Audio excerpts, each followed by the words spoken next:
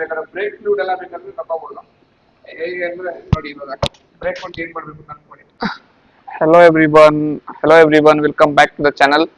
So ತುಂಬಾ ದಿನ ಆದ್ಮೇಲೆ ಲಾಗ್ ಮಾಡ್ತಾ ಇರೋದು. ಏನಕ್ಕೆ ಅಂದ್ರೆ ಸ್ವಲ್ಪ ಬಿಸಿ ಆಗ್ಬಿಟ್ಟಿದ್ವಿ, ಮನೆ ಸ್ವಲ್ಪ ಕನ್ಸ್ಟ್ರಕ್ಷನ್ ಆಗ್ತಿದೆ. ಸೊ ಅದ್ರ ಹಿಂದೆ ಬಿದ್ದು ನಾವು ಇವಾಗ ಅಷ್ಟು ಲಾಗ್ ಮಾಡಕ್ ಆಗ್ತಿಲ್ಲ. ಆಮೇಲೆ ಸ್ವಲ್ಪ ಕೆಲಸಗಳು ಜಾಸ್ತಿ ಇತ್ತು. ಸೊ ಇವತ್ತು 1 ವೀಕ್ ಆದ್ಮೇಲೆ ವಾಪಸ್ ನಮ್ ದುಕ್ಕಾಟಿ ತೋರಿಸ್ತಾ ಇರೋದು ನಿಮ್ಗೆ. ದುಕ್ಕಾಟಿ ಅಂದ್ರೆ ಇನ್ನೊಂದು ನೋಡಿ, ಇದು ನೋಡೋಕೆ ಇಂಜೆಕ್ಷನ್ ತರ ಕಾಣ್ತಿದೆ. ಬಟ್ ಇದೇನಕ್ಕೆ ಅಂತ ಏನಕ್ಕೆ ಯೂಸ್ ಮಾಡ್ಕೊಂಡೆ ಅಂದ್ರೆ ದುಕ್ಕಾಟಿ ಇಂಜೆಕ್ಷನ್ ಕೊಡ್ಬೇಕಲ್ಲ.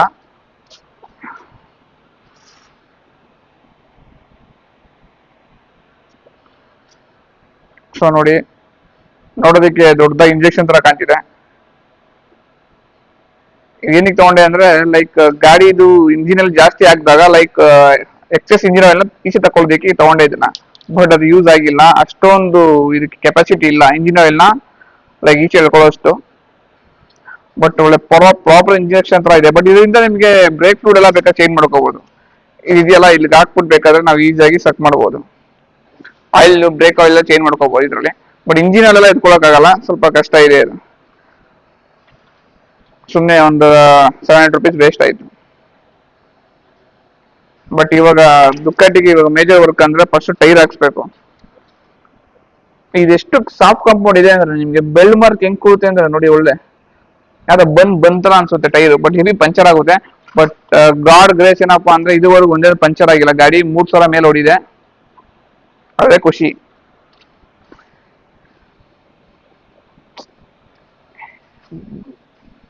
ಇವಾಗ ಮೇಜರ್ ಅಪ್ಗ್ರೇಡ್ ಅಂದ್ರೆ ಫಸ್ಟ್ ಟೈರ್ ಹಾಕ್ಸ್ಬೇಕು. ಸೊ ಇವಾಗ ಈ ದುಕ್ಕಾಟಿ ಅಂದ್ರೆ ಇದೇ ಗುರುಗಳು, ಹೆವಿ ಒಂಥರ. ಇದು ಟೈರ್ ಸೈಜ್ ಬಂದ್ಬಿಟ್ಟು 60 200/60 ಅಂತ ಇದೆ. ನಿಮ್ಗೆ 10R S1 ಎಲ್ಲ 200/55. ಸೊ ಅದು ಪ್ರೈಸ್ ಕಮ್ಮಿ ಇರುತ್ತೆ ಸ್ವಲ್ಪ. ಈ ದುಕ್ಕಾಟಿ ಅಂದ್ರೆ ಸ್ವಲ್ಪ ಪ್ರೈಸ್ ಜಾಸ್ತಿ ಇರುತ್ತೆ ನಿಮ್ಗೆ. ಅದು 200/60. ಪಿರಲ್ಲಿ ದುಕ್ಕಾಟಿಗೆ ಮಾಡೋ ತರ ಬೇಕಾದ್ರೆ ಆ ಸೈಜ್ ಬೇರೆ ಯಾವ ಗಾಡಿಲೂ ಇಲ್ಲ. ಸೊ ಅದಕ್ಕೋಸ್ಕರನೇ ಅದು ಎಕ್ಸ್ಪೆನ್ಸಿವ್ ಸ್ವಲ್ಪ. ಇದಕ್ಕಿಂತ ನಾರ್ಮಲ್ 10R ಮತ್ತೆ BMW ಗಿಂತ ಒಂದು 5000 10,000 ಜಾಸ್ತಿ ಆಗ್ಬೋದು. Depends upon the model.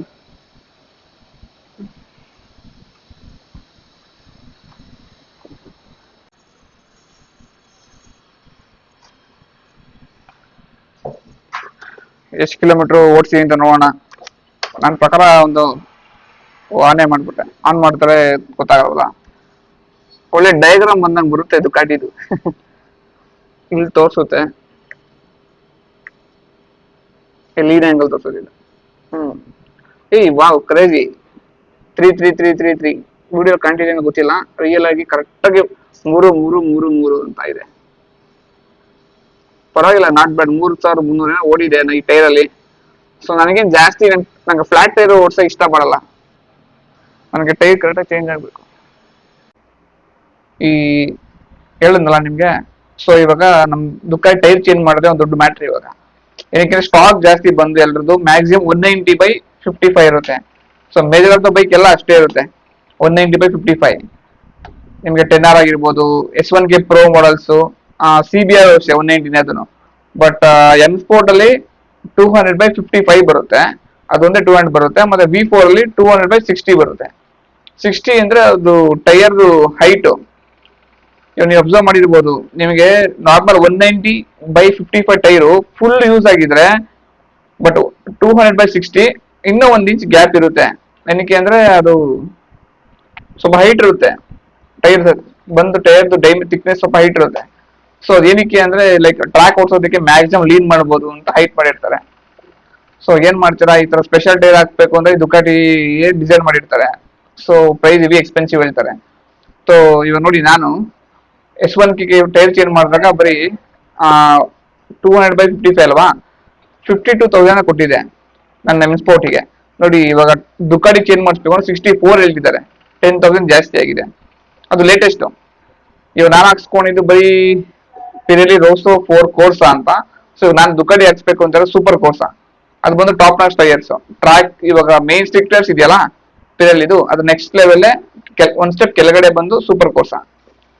So ದುಕ್ಕಾಟಿ compromise ಆಗ್ಬಾರ್ದು. ಏನಕ್ಕೆ ನಾನು ಹಾಕಿರೋ ಅಂಡರ್ಸೀಟ್ ಎಕ್ಸಾಸ್ಟಿಗೆ ಜಾಸ್ತಿ ಪ್ಯಾಟರ್ನ್ ಇರೋದೆಲ್ಲ ಟೈರ್ ಹಾಕ್ಸಿದ್ರೆ ಚೆನ್ನಾಗಿ ಕಾಣಲ್ಲ.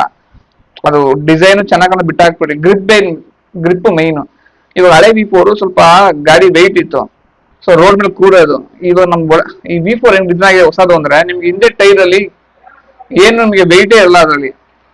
ಅದ್ ನಿಮ್ಗೆ ಸ್ವಿಂಗ್ ಆರ್ಮ್ ಇದೆಯಲ್ಲ ಹೊಸ V4 ವೆಯ್ಟೇ ಇಲ್ಲ, ಅದು ಫುಲ್ ಆಲೋಜನ್ ಒಳಗಡೆ ಏನು ಇಲ್ಲ. ಸೊ ನಾವು ಆರಾಮ್ ಈಸಿಗೆ ಎತ್ಬೋದು ಹಿಂದೆಯಿಂದ ಅದನ್ನ.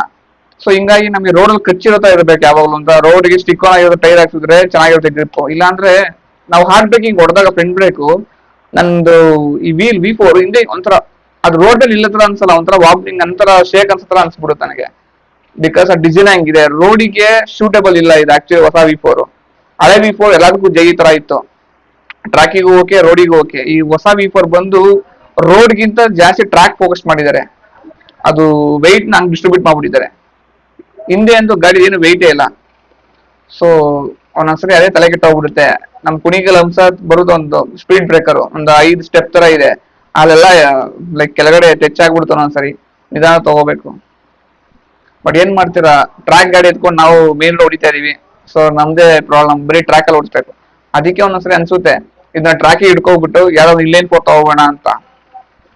ಆವಾಗ ಸಂಡೇ ರೈಡ್ ಸಖತ್ತಾಗಿ ಮಾಡ್ಬೋದು, ಹೆಂಗ್ ಬೇಗ ಹೊಡಿಬೋದು. ಇನ್ಲೈನ್ 4 ಹೊಡಲ್ಲ, ಹೋದ ಹೋಲಿಂದ ತರ ಹೊಡಿಬೋದು. ಇದು V4 ಅಂದ್ರೆ ಸ್ವಲ್ಪ ಭಯ ಜಾಸ್ತಿ, ಬಂದ್ರೆ ಇವಿಕ್ ದೊಡ್ಡ ಖರ್ಚು ಬಂದ್ಬಿಡುತ್ತೆ ನೋಡಿ. ಟೈರ್ಗೆ ಇವಾಗ ಸ್ಟಾಕ್ ಇರಲ್ಲ. ಇದು ಹೇಳಿದ್ನಲ್ಲ, ಎಲ್ಲಾರು 190/55 ತುಂಬಾ ಟೈರ್ಸ್ ಮೂವ್ ಆಗೋದು, 200/60 ತುಂಬಾ ರೇರು. ಬರೀ ದುಕಾಟಿ ಮಾತ್ರ ಅದು, ಬರೀ ಸ್ಟ್ರೀಟ್ ಫೈಟರ್ಗಳಿಗೆ ಮತ್ತೆ ನಮ್ಮ ಪನಿಗಲ V4ಗಳು ಮಾತ್ರ ಟೈರ್ ಸೈಜ್. ಅದ್ ಬಿಟ್ರೆ ಯಾವ ಗಾಡಿಲೂ ಇಲ್ಲ 60. RS V4 ಏನ್ ಗೊತ್ತಿಲ್ಲ, ಬಟ್ ದುಕಾಟಿಗೆ ಮಾತ್ರ ಇದೇ ಪ್ರಿಫರೇಬಲ್. ಸೊ ಹಿಂಗಿದೆ ಇವಾಗ. ಸೊ ಟೈರ್ನ ಇವಾಗ ಹುಡುಕಿ ಹಾಕ್ಸ್ಬೇಕು ಈ ವೀಕಲ್ಲಿ, ಅಲ್ಲಿವರೆಗೂ ರೈಡ್ ಹೋಗಕ್ಕಾಗಲ್ಲ. ಸೊ ಒಂದೊಂದ್ಸರಿ ಅನ್ಸ್ಬಿಟ್ಟಿದೆ ನಮ್ಮ ಯಾರಂತೀರ ಕವಾಸಕಿನೇ ನಮ್ಗೆ ಚೀಪ್ ಅಂಡ್ ಬೆಸ್ಟ್ ಅನ್ನೋದನ್ನ. ಎಲ್ಲಾನು ಅವೈಲೇಬಲ್ ಇರುತ್ತೆ ಕವಾಸಕಿ. ಅದಕ್ಕೆ ನಾನು ಏನ್ ಹೇಳ್ತೀನಿ ಅಂದ್ರೆ, ಬಾಯ್ಸ್ಗಳು ಫಸ್ಟ್ 10 ಸ್ಟಾರ್ಟ್ ಮಾಡ್ಬಿಡಿ, ಅವಾಗ ನಿಮ್ಗೆ ಪವರ್ ಇದೆ.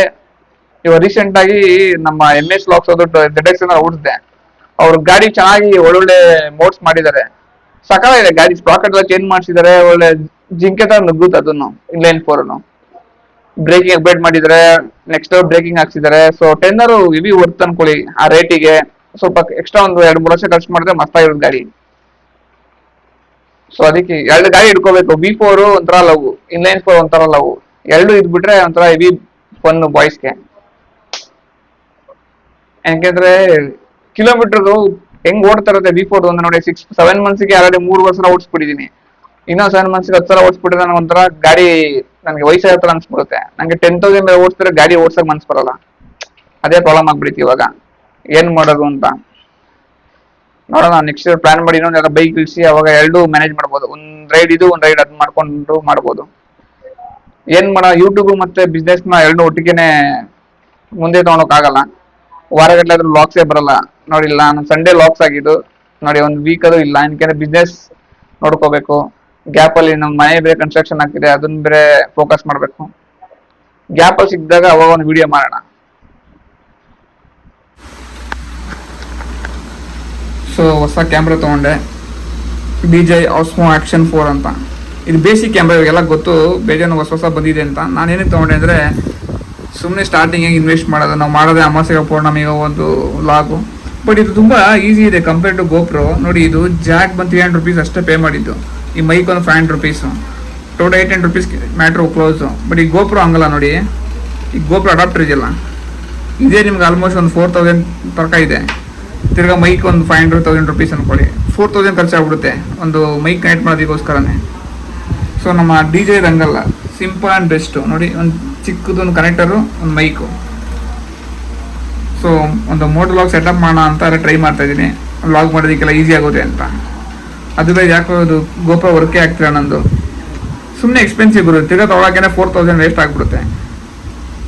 ಸೊ 2 ಕ್ಯಾಮ್ರಾ ಇಟ್ಕೊಂಡಿದ್ದೀನಿ. GoPro ಬಂದ್ಬಿಟ್ಟು ನಮ್ಮ ಟ್ಯಾಂಕ್ ಮೇಲೆ ಮೌಂಟ್ ಮಾಡೋದಕ್ಕೆ ಈಸಿ, ಇದು ಬಂದು ನಮಗೆ ಮೋಟೋ ವ್ಲಾಗಿಂಗ್ ಮಾಡೋದಕ್ಕೆ ಸಾಕಾಗಿದೆ. ಕ್ಲೀನಾಗಿ ಮೈಕೆಲ್ಲ ಚೆನ್ನಾಗಿ ಕೇಳಿಸುತ್ತೆ. ಇವತ್ತು ವಿಡಿಯೋ ಮಾಡಿದ್ರೆ ಇದರಲ್ಲೇ ಫೋನಲ್ಲಿ ಮಾಡಿಲ್ಲ, ಗೊತ್ತಾಗ್ಬಿಡುತ್ತೆ. ಒಂಥರ ಕ್ಲಾರಿಟಿ ಎಲ್ಲ ಚೆನ್ನಾಗಿದೆ, ಮೈಕೆಲ್ಲ ಆಡಿಯೋ ಕ್ವಾಲಿಟಿ ಎಲ್ಲ ಚೆನ್ನಾಗಿ ಅನಿಸುತ್ತೆ. So DJI Osmo Action 4 standard camera worth paisa ಹೊಸದು. ಯಾವತ್ತು ಏನೇ ಒಂದು ಮಾಡಬೇಕು ಅಂದ್ರೂ ಫಸ್ಟ್ 0 ಇಂದನೇ ಹೋಗ್ಬೇಕು. ನನಗೆ ಸ್ಟೆಪ್ ಬೈ ಸ್ಟೆಪ್ ಹೋಗೋ ಫಸ್ಟ್ Action 4 ತೊಗೊಳ್ಳೋಣ, ಆಮೇಲೆ ನೆಕ್ಸ್ಟ್ ಬೇಡ ಹೋಗೋಣ. ಫಸ್ಟು ಏನಕ್ಕೆ ಅಂದರೆ, ಇನ್ನೂ ನಾವು ಲಾಗ್ ಮಾಡೋಕ್ಕೆ ಇನ್ನೂ ಅದು ಪೇಸ್ ಶುರುವಾಗಿಲ್ಲ. ಅದು ಒಂದ್ಸರಿ ಮಾಡಕ್ ಸ್ಟಾರ್ಟ್ ಮಾಡಿದ್ರೆ ಮಾಡ್ತಾ ಇರ್ಬೋದು. ಆಮೇಲೆ ಸುಮ್ಮನೆ ಕಾಸ್ಟ್ಲಿ ಕ್ಯಾಮ್ರಾಗಳು ತೊಗೊಂಡು ತಿರ್ಗಿ ಇಂಟ್ರೆಸ್ಟ್ ಹೋಗ್ಬಿಡ್ತು ಅಂದರೆ ಸುಮ್ಮನೆ ಅಲ್ಲಿ ಎಸ್ದು ಬಿಡ್ತೀವಿ. ಸೊ ಅದಕ್ಕೆ ಸ್ಟಾರ್ಟಿಂಗಿಂದ ಟ್ರೈ ಮಾಡೋಣ ಅಂತ. ಇವಾಗ ದುಕಾಟಿ ಹಿಡ್ಕೊಳೋದ್ರಿಂದ ನಾವು ಅರ್ಧ ಬಜೆಟ್ನ ದುಕಾಟಿ ಮೇಂಟೆನೆನ್ಸ್ಗೆ ಸೇವ್ ಮಾಡ್ತಾ ಇದ್ದೀನಿ ಅದಕ್ಕೋಸ್ಕರ. ಸೊ ಇದರಿಂದ ಒಂದು ಪ್ರಾಪರ್ ಮೋಟೋ ವ್ಲಾಗ್ ಸೆಟಪ್ ಮಾಡಿ ಒಂದು ವಿಡಿಯೋ ಮಾಡ್ತೀನಿ. ಸಿಗೋಣ ನೆಕ್ಸ್ಟ್ ವ್ಲಾಗಲ್ಲಿ. Thank you.